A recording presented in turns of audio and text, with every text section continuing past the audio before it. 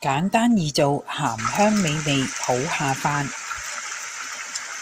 340g 荷蘭豆去根，洗淨備用。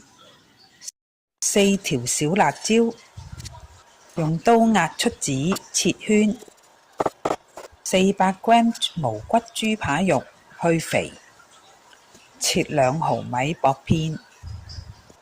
大火熱鑊，以下3湯匙油，油熱，10g 薑蓉，10g 辣椒絲，1湯匙鹹蝦醬，拌勻，煎香20秒。